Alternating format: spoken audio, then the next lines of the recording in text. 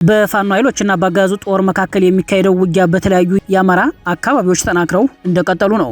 በተለይም በሸዋና በወሎ ቤተ አማራ ቀጠናዎች አዳዲስ የሌሊትና የቀን ውጊያዎች መከፈታቸው ታውቋል። በሸዋ የወረዳው የሚሊሻ ጽሕፈት ቤት ኃላፊና የመቶ መሪ በፋኖ ኃይሎች እርምጃ ሲወሰድባቸው፣ በወሎ ቤተ አማራ ደግሞ 2 ክፍለ ጦር በተሳተፈበት የውጊያ ግንባር የብልጽግና ሰራዊት መፍረሱ ተሰምቷል። ቀዳሚ የግንባር መረጃዎቻችን ናቸው። የብልጽግና ሰራዊት ከፍተኛ ወታደራዊ አዛዦች በዚህ ደረጃ ግምገማ ማካሄዳቸው ተሰምቷል። በግምገማው ላይ ሰራዊቱ በአማራ ክልል እየተደረገ ባለው ጦርነት የገጠመው ከፍተኛ ኪሳራና በወለጋ ቀጠና ያለው ሁኔታ እንዲሁም በሰሜን ኢትዮጵያ ከህወሓት ጋር የተያያዙ አጀንዳዎች መነሳታቸውን የጣና ወታደራዊ ምንጮች አመላክተዋል። በዝርዝር ይደመጣል። ህወሓት ተሽከርካሪዎች በፍጥነት ወደ ማዕከል እንዲሰበሰቡ ጥብቅ ትዕዛዝ ሰጥቷል። ወታደራዊ አዛዦች በግንባር በተጠንቀቅ እንዲቆሙ ሲያዝም የአርሚ 13 አዛዥን ደግሞ ከኃላፊነት ማገዱ ተሰምቷል። በሌላ በኩል ከግድያ የተረፉት አንደኛው ጳጳስ የግድያ ሙከራውን በተመለከተ ዝርዝር መረጃ ሰጥተዋል። ቃላቸውን ይዘናል። የአልቡርሃን ጦር ወሳኟን ከተማ ከተቆጣጠረ በኋላ ያለውን ሁኔታ የሚያሳይ አነጋጋሪ ምስል ይፋ ሆነ። በሌላ በኩል 63454 የሚሆኑ ኢትዮጵያውያን ስደተኞች በሱዳን ውስጥ አደጋ ላይ መውደቃቸው ተሰምቷል። ለሰዓቱ የመረጥንላችሁ ቀጠናዊ መረጃችን ነው። ሰላም ጤና ይስጥልን። የጣና ቲቪ ተከታታይ ቤተሰቦቻችን አብራችሁን ስትቆዩ እነዚህና ሌሎች ዝርዝር መረጃዎችን ታደምጣላችሁ። አክብሮታዊ ግብዣችንን በማስቀደም ወደ ሰዓቱ ዜናና መረጃዎቻችን እናመራለን። በመንዛ አውራጃ ሞላሌ ከተማ በተሰነዘረ ጥቃት የወረዳው የሚሊሻ ጽሕፈት ቤት ኃላፊና የመቶ መሪ መገደላቸው ተገለጠ። በፋኖ ኃይሎችና በአገዛዙ ጦር መካከል የሚካሄደው ውጊያ በተለያዩ የአማራ አካባቢዎች ተጠናክረው እንደቀጠሉ ነው። በተለይም በሸዋና በወሎ ቤተ አማራ ቀጠናዎች አዳዲስ የሌሊትና የቀን ውጊያዎች መከፈታቸው ታውቋል። በሸዋ በመንዝ ማማ ክላስተር ሞላሌ ከተማ ውስጥ በብልጽግና አገዛዝ ሰራዊት ላይ በተሰነዘረ ድንገተኛ ጥቃት የወረዳው የሚሊሻ ጽሕፈት ቤት ኃላፊና የ100 መሪ መገደላቸውን የአማራ ፋኖ ብሔራዊ ንቅናቄ ሸዋ ጠቅላይ ግዛት አሳምነው እዝ የአፄ አምደ ጽዮን ኮር አስታውቋል። የኮሩ ሚዲያና ኮሚኒኬሽን ክፍል በወጣው መረጃ መሰረት ዛሬ ሐምሌ 4 ቀን 2018 ዓ.ም ሌሊት የአፄ ምኒልክ ክፍለ ጦር ቃኞች ወደ ሞላሌ ከተማ ሰርገው በመግባት በወሰዱት የማያዳግም እርምጃ የሚሊሻ 100 መሪ የሆነውን አመራር እርምጃ እንደተወሰደበት አረጋግጧል። በዚሁ ጥቃት በሌሎች አጋዙ ሰራዊት ላይም ከፍተኛ ጉዳት መድረሱ ተመላክቷል። ይህ በእንዲህ እንዳለ የፋኖ ቤተሰብ ከብቶችን ዘርፈው በመሸሽ ላይ በነበሩ የሚሊሻ አባላት ላይ በአካባቢው የሚንቀሳቀሱት የአባት አርበኞች በወሰዱት አጸፋዊ እርምጃ የመንዝ ማማ ወረዳ የሚሊሻ ጽሕፈት ቤት ኃላፊ አቶ ችላ ባለው የተባሉ አመራር ሌሎች የሚሊሻ አባላት ህይወታቸው እንዳለፈ ተገልጿል። በዚሁ ጥቃት ከሚሊሻ ጽሕፈት ቤት ኃላፊው ሞት በተጨማሪ ቁጥራቸው በውል ያልታወቁ ያጋዙ ጥምር ጦር ሙትና ቁስለኛ መሆናቸው ሲገለጽ የቆሰሉ በርካታ ያጋዙ ሰራዊት በአሁኑ ወቅት በሞላሌ ከተማ ሆስፒታል ገብተው በመታከም ላይ እንደሚገኙ የኮሩ መግለጫ ያመላክታል። ከሸዋ ወደ ወሎ ቤተ አማራ የግንባር መረጃዎች ስናመራ በወሎ ቤተ አማራ ቀጠና በላስታና በጋዙ ወረዳ ልዩ ስማቸው ጓጓ ጉላ ማርያም፣ ስናጭራ መድኃኔዓለምና ዋሮ በተባሉ አካባቢዎች በተደረገ ውጊያ ጋዙ ኃይል በፋኖ ቀለበት ውስጥ ገብቶ ክፉኛ መመታቱን የፋኖ ምንጮች ለጣና ዘጋቢ ገልጸዋል። በአማራ ፋኖ ብሔራዊ ንቅናቄ ወሎ ቤተ አማራ ሚኒሊክ ዕዝ 106ኛ ኮር 34ኛ ክፍለ ጦር አርበኞች ስልታዊ እርምጃ መውሰዳቸውን አክለዋል። ከጋዞ ወረዳ አስታይሽ ከተማ መነሻቸውን ያደረጉ ያጋዙ 61ኛና 65ኛ ክፍለ ጦሮች በጋዞ ወረዳና በላስታ ወረዳ ልዩ ስማቸው ጓጓ ጉላ ማርያም፣ ስናጭራ መድኃኔዓለም እና ዋሮ በተባሉ አካባቢዎች በተንቀሳቀሱ ጊዜ በፋኖ ቀለበት ውስጥ ገብተው ከባድ ኪሳራን ተከናንበው ጦሩ እንደፈረሰ የገለጹት የፋኖ ምንጮች ውጊያው በሌሊት የተከፈተ መሆኑን ገልጸዋል። አርበኞቹ ያጋዙን ኃይል ጀርባውን ወደ ገደል እንዲያደርግና ከፊት ለፊቱ የነበሩ ምቹ ማምለጫዎችን ቀድመው በመዝጋትና በመቆለፍ በወሰዱት እርምጃ ካፈሙዝ የተረፈው የብልጽግና ጦር ለመሸሽ በሚሞክርበት ወቅት እስከ 200 እና 300 ሜትር ጥልቀት ባለው ገደል ውስጥ ተንሸራቶ ለመውደቅ እንደተገደደ፣ ይህ ክስተትም የግንባሩን ጦር እንዳፈረሰው የግንባር መረጃው ላይ ተመላክቷል። በአውደ ውጊያው ሙትና ቁስለኛ የሆነው ያጋዙ ጦር በየአቅጣጫው በመፍረስ ወታደራዊ ቁሳቁሱን እየጣለ ወደ ስታይሽ ከተማ ለመሸሽ መገደዱን የፋኖ ምንጮች አክለዋል። ሐምሌ 2 ከአጥቢያ ሌሊቱ ጀምሮ እስከ አመሻሽ በተደረገው የረጅም ሰዓት ውጊያ የፋኖ ልዩ የጦር ስልትና የማጥቃት ፍጥነት እንደታየ፣ በዚህ የውጊያ ስልት ጦሩ ሊፈርስ እንደቻለ ነው በግንባር መረጃው ላይ የተመላከተው። ፋኖን ከብቤ እመታለሁ በሚል በከባባድ የጦር መሳሪያዎች ታግዞ ተንቀሳቅሶ የነበረው ያጋዙ 2 ክፍለ ጦር ሙሉ በእጅ አዙር ተከቦ ከፍተኛ ኪሳራ ሲያስተናግድም፣ በአንጻሩ ፋኖ መልክዓ ምድሩን ያገናዘበ የጦር ስልት በመንደፍና ጥቂት የሰው ኃይል ብቻ በማሰለፍ የበላይነቱን ያስመሰከረበትን ድል ተቀዳጅቷል ሲሉ የግንባር መረጃውን ያደረሱን በአማራ ፋኖ ብሔራዊ ንቅናቄ ወሎ ቤተ አማራ ሚኒሊክ ዕዝ 106ኛ ኮር 34ኛ ክፍለ ጦር የፋኖ መረጃ ምንጮች ናቸው። የመከላከያ ከፍተኛ አመራሮች በተገኙበት ስብሰባ የሰራዊቱን ውድቀት የሚተነትን የግምገማ ሪፖርት ማቅረቡ ተሰማም። የመከላከያ ሰራዊት ከፍተኛ ወታደራዊ አዛዦች ወታደራዊ ስብሰባ ማካሄዳቸው ተሰምቷል። በስብሰባው ላይ ሰራዊቱ በአማራ ክልል እየተደረገ ባለው ጦርነት የገጠመው ከፍተኛ ኪሳራና በወለጋ ቀጠና ያለው ሁኔታ እንዲሁም በሰሜን ኢትዮጵያ ከህወሓት ጋር የተያያዙ አጀንዳዎች መነሳታቸውን የጣና ወታደራዊ ምንጮች አመላክተዋል። በወታደራዊ መረጃው ላይ እንደተመላከተው የመከላከያ ከፍተኛ አመራሮች ሰራዊቱ በተለይም በአማራ ክልል እየገጠመው ያለውን ተከታታይ ሽንፈት ገምግመዋል። በስብሰባው ላይ የቀረበው የግምገማ ሪፖርት ላይ የእግረኛ ሰራዊቱ ከፍተኛ የግዳጅ አፈጻጸም ውስንነት ገጥሞታል የሚለው የግምገማ ነጥብ ሰፊ ውይይት የተካሄደበት እንደነበር ምንጮች ጠቁመዋል። ከአየር ኃይልና ከባድ መሳሪያ ድጋፍ ውጭ በራሱ ተነሳሽነት ከዋና መንገዶች ከታጠሩ ካምፖች ርቆ ወደ ገጠራማ ስፍራዎች በመግባት ኦፕሬሽን ለመፈጸም እየተቸገረ መሆኑ በግምገማ ሪፖርት ላይ በሰፊው ቀርቧል። ቅድመ መከላከል የሚተኮሱ መሳሪያዎች ሎጂስቲክ ብክነት እየፈጠሩ መሆኑ በዚህም ሰራዊቱ ያሰበበት ኢላማ ቦታው ሳይደርስ በፋኖ እንዲመታ አድርጎታል የሚል ግምገማ መነሳቱን ምንጮች ጠቁመዋል። እንደ ወታደራዊ ምንጮች መረጃ ሌላው ትልቁ የሰራዊቱ ውድቀት ማሳያ የሆነው የራሱን የመረጃ ደህንነት ተጠቅሞ ከማጥቃት ይልቅ ከአካባቢው ምንሻና ከሲቪል መዋቅሮች በሚመጡ መረጃዎች ላይ ጥገኛ መሆኑ ነው። ይህም የተሳሳቱ መረጃዎች ለጥቃት ተጋላጭ እያደረጉት መሆኑ በግምገማው ላይ ተመላክቷል። መረጃዎቹ ብዙውን ጊዜ ሰራዊቱን ለድል ከማብቃት ይልቅም ለተከታታይ የደፈጣ ጥቃቶች ሰለባ ስላደረጉት በሰራዊቱ ውስጥ ከፍተኛ መሰልቸትና ጥምር ጦሩን የመጠርጠር ዝንባሌ ማደጉ በግምገማው ላይ መነሳቱን የጣና ወታደራዊ ምንጮች ገልጸዋል። ምንጮቹ አክለውም ሰራዊቱ ስልቹ፣ እርስ በርሱ የማይተማመን፣ ለወታደራዊ መመሪያዎችና ሙያዊ ዲሲፕሊን ተገዥ እንዳይሆን እና ኮብላይ እንዲሆን ካደረጉት ምክንያቶች ውስጥ የመረጃ መዛባትና የተከታታይ ወታደራዊ ዘመቻዎች በኪሳራ መደምደም አንዱ ሆኖ በግምገማ ሪፖርቱ ላይ ቀርቧል ብለዋል። ወታደራዊ ዘመቻዎች በሙያዊ ከመመራት ይልቅ በአካባቢው የፖለቲካ ባለስልጣናት መረጃ ምንጭነት መመራታቸው ኪሳራ አድርሷል የሚለው የግምገማ ሪፖርቱ የመከላከያ ሰራዊት አዛዦች ከግንባር ሰራዊቱ ጋር አለመገናኘታቸው እና ዋና ዋና አዛዦቹ ከግንባር ቦታዎች በሰፊ ርቀቱ ነው ለማዘዝ መሞከራቸው ሰራዊቱን ተስፋ እንዳስቆረጠው ተመላክቷል። በተጨማሪም የጸረ ሽምቅ ስልጠና የወሰደው የሰራዊቱ ክፍል የሚጠበቀውን ውጤት ማስመዝገብ አለመቻሉ በተለይም የምልመላ፣ የስልጠና፣ የኃይል ስምሪትና የመረጃ ቅንጅት ችግሮች እንዳሉ በጀኔራሎች በኩል በትልቅ ድክመት ደረጃ መገምገሙ በወታደራዊ መረጃው ላይ ተመላክቷል። እንደ መፍትሄ የተቀመጡ ወታደራዊ አማራጮች የክልሉን የጸጥታ መዋቅር ወደ መከላከያ ሰራዊቱ ኮማንድ በመጠቅለል ወጥነት ያለው የዘመቻ የእዝ ሰንሰለት መፍጠር፣ የአካባቢን የጸጥታ አቅም በመጠቀም በመከላከያ ሰራዊቱ ላይ የሚደርሰውን ሰብአዊ ኪሳራ በመቀነስ አማራን በአማራ ማጫረስ የሚል ስልታዊ የመውጫ እቅድ መዘጋጀቱ በወታደራዊ መረጃው ላይ ተመላክቷል። ህወሓት ተሽከርካሪዎች በፍጥነት ወደ ማዕከል እንዲሰበሰቡ ጥብቅ ትዕዛዝ ሰጠ። ወታደራዊ አዛዦችን በግንባር በተጠንቀቅ እንዲቆሙ ሲያዝ የአርሚ 13 አዛዥን ደግሞ ከኃላፊነት ማገዱ ተሰምቷል። በትግራይ ከዛሬ ሐምሌ 4 ጀምሮ ተሽከርካሪዎች ሙሉ በሙሉ ወደ ተለያዩ ማዕከሎች እንዲሰበሰቡ ትዕዛዝ መውረዱ ተሰማ። በክልሉ የሚገኙ የመንግስት ሴክተር መስሪያ ቤቶች ተሽከርካሪዎች፣ የትግራይ ልማት ማህበር ተሽከርካሪዎችና የኤፈርት ተሽከርካሪዎች በየአካባቢው በተመረጡ ልዩ ማዕከላት እንዲሰበሰቡ ጥብቅ ትዕዛዝ ሰጥቷል የሚሉት የመረጃው ምንጮች ትዕዛዙ የዘመቻ ስምሪት መሆኑን አመላክተዋል። እነዚህ ተሽከርካሪዎች በአንድ ማዕከል ከተሰበሰቡ በኋላ በሚሰጣቸው ልዩ ወታደራዊ ግዳጅ ወደ ጦር ግንባር እንደሚንቀሳቀሱ ምንጮቹ አክለው ገልጸዋል። ህወሓት ከሐምሌ 3 ቀን ጀምሮ ከትግራይ ባዶ አውቶቡስም ቢሆን ከትግራይና ከራያ ቀጠናዎች እንዳይወጣ አላማጣ ላይ ኬላ መዝጋቱን መዘገባችን ይታወሳል። በሌላ በኩል በራያ ግንባር ተጨማሪ ወታደራዊ ስምሪት ሲሰጥ ወታደራዊ አዛዦቹ ሰራዊታቸውን በተጠንቀቅ እንዲቆሙ ትዕዛዝ ተሰጥቷቸዋል።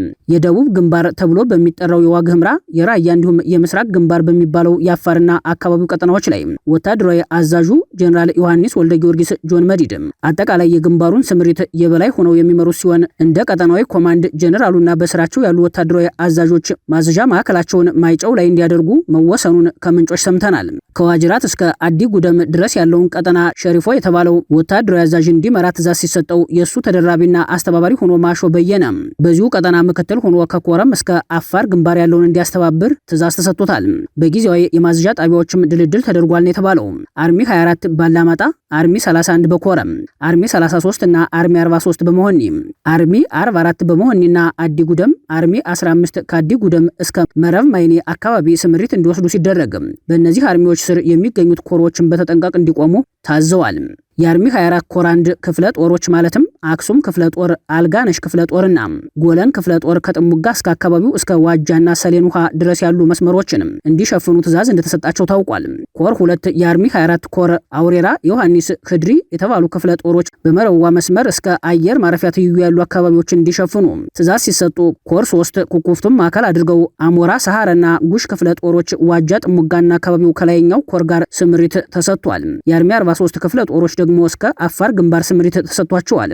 ይህ በእንዲህ እንዳለ በሽራሮ አካባቢ የድሮን ጥቃት የደረሰበት የአርሚ 13 አዛዥ ከኃላፊነት መታገዳቸው ተሰምቷል። ይህ በእንዲህ እንዳለ በትግራይ የኦርቶዶክስ አባቶች ላይ በተደረገው የግድያ ሙከራ ዙሪያ አንደኛው አቡን ማብራሪያ ሰጡ። አቡነ ናትናኤል የግድያ ሙከራው በእርሳቸውና በሌላ አንድ አቡን ማለትም አቡነ አረጋዊ በተባሉ አባት ላይ የግድያ ሙከራ መደረጉን አረጋግጠዋል። የጳጳሳት መኖሪያ አለ። ከዛ መኖሪያ ውስጥ ደግሞ በአጋጣሚ የነበርነው 2 አባቶች ነን። እኔና ብፁዕ አቡነ አረጋዊ የቅዱስ ሲኖዶስ ዋና ጸሐፊ ማለት ነው። በሌሊቱ 6 ሰዓት ተኩል ላይ ሲሆን የጥይት ድምጽ ተሰማ፣ ተኩስ ተሰማ።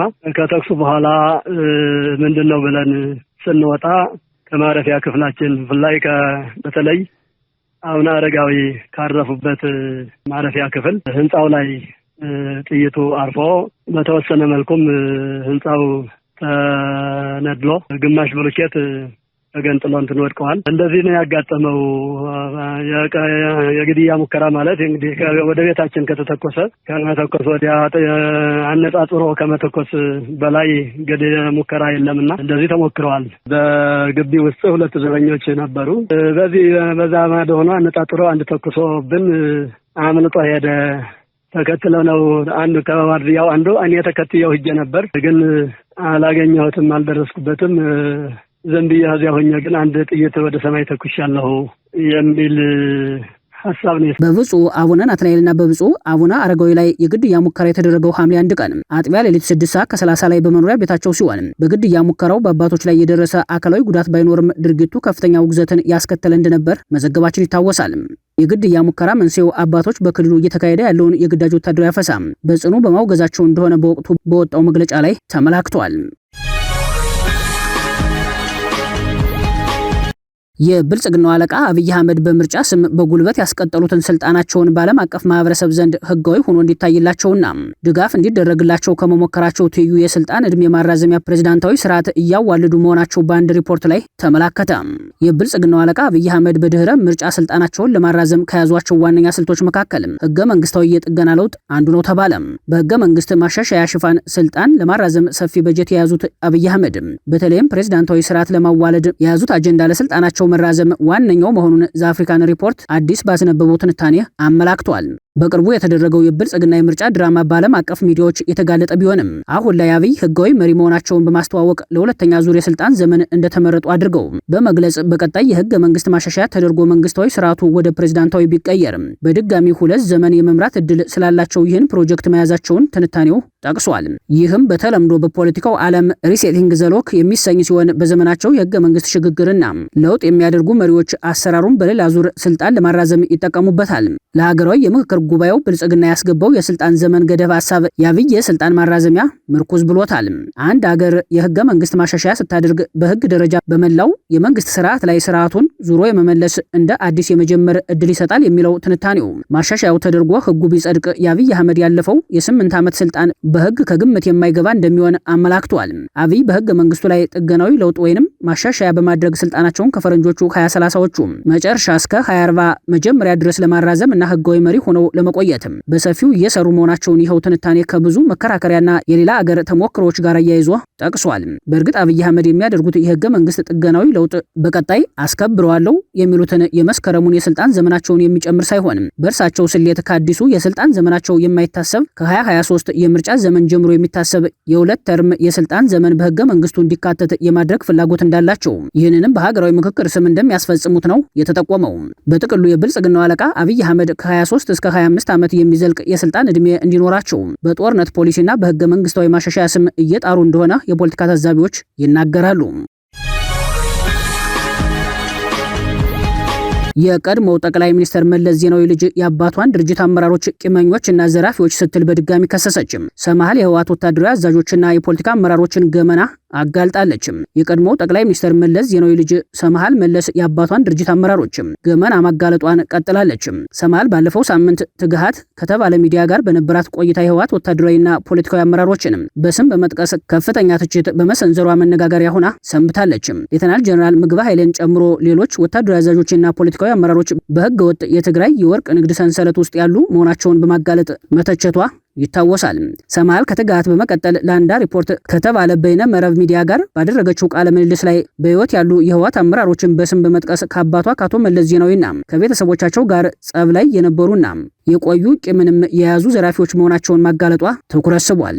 ሰማል በስም ጠቅሳ ከተቻቸው የህወሓት አመራሮች መካከል ፈትለወርቅ ገብረ እግዚአብሔር፣ የቀድሞ የብሔራዊ ደህንነት ዋና ዳይሬክተር ጌታቸው አሰፋና የህወሓት ሊቀመንበር ደብረጽዮን ገብረ ሚካኤል ቀዳሚ ተጠቃሽ ሲሆኑ እነዚህ የህወሓት አመራሮች በአባቷ መለስ ዜናዊና በቤተሰባቸው ላይ ቂም ቋጥረው የነበሩ ናቸው ብላለች። ፈትለወርቅ አቶ መለስ ዜናዊ በህይወት ሳሉ ቢሮ በወጣ በገባ ቁጥር እየገመገመኝ ነው በማለትም ከፍተኛ ቅሬታ እንደነበራት ስታስታውስ፣ ደብረጽዮን ደግሞ መለስ ከህወሓት ክፍፍል በኋላ ከደህንነት መስሪያ ቤቱ አስወጥቶ ማይጨው ወረወረኝ በማለት ክስ ሲያሰማ እንደነበር ገልጻለች።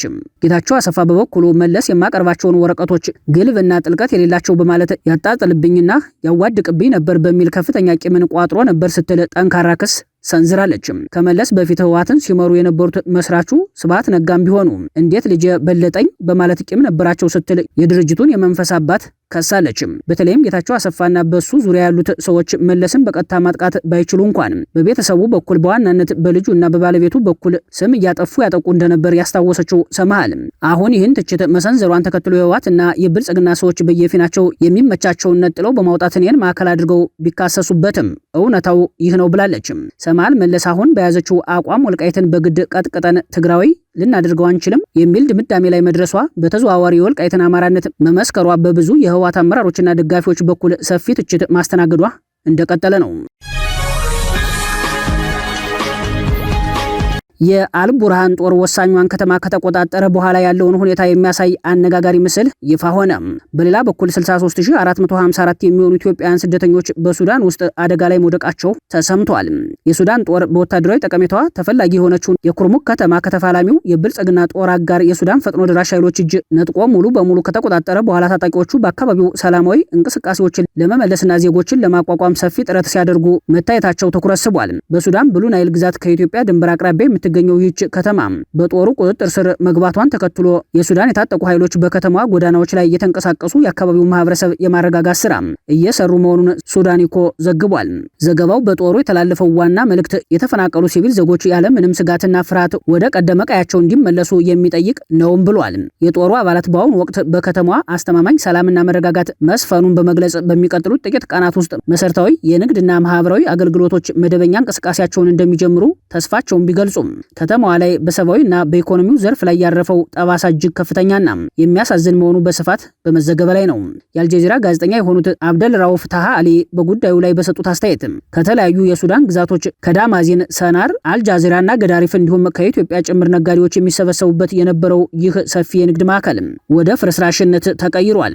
ቀደም ሲል በነጋዴዎችና በሸቀጦች ይጨናነቅ የነበረውና የድንበር ተሻጋሪ ንግድ ዋነኛ የህይወት መስመር የነበረው የአልኩርሙክ ገበያ አሁን ላይ ዝግ የሆኑ ሱቆችና ባዶ ጎዳናዎች ብቻ የሚታዩበት ስፍራ ሆኗል። ይህ አሳዛኝ ትዕይንት ጦርነቱ በሲቪሉ ማህበረሰብ የዕለት ተዕለት ኑሮና የገቢ ምንጭ ላይ ያደረሰውን ከፍተኛ ውድመት በግልጽ ያሳያል።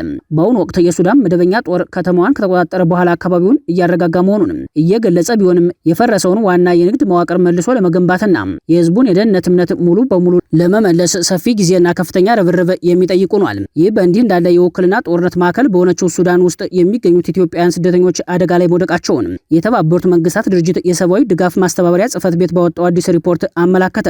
በሪፖርቱ መሰረት ሱዳን ከተለያዩ ሀገራት የተውጣጡ ከ800 ሺህ በላይ ስደተኞችን የምታስተናግድ ሲሆን ከነዚህ ውስጥ 63454 የሚሆኑት ኢትዮጵያውያን ናቸው።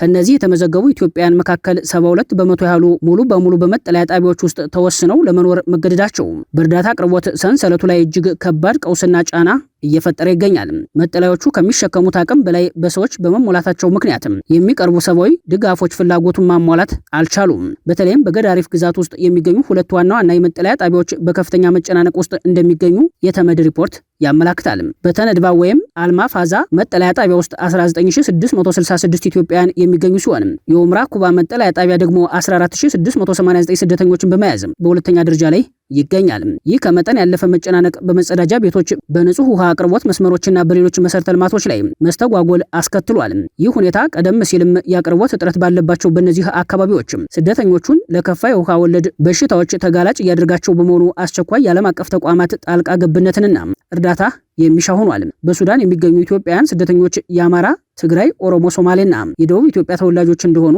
መረጃዎች ያሳያሉ።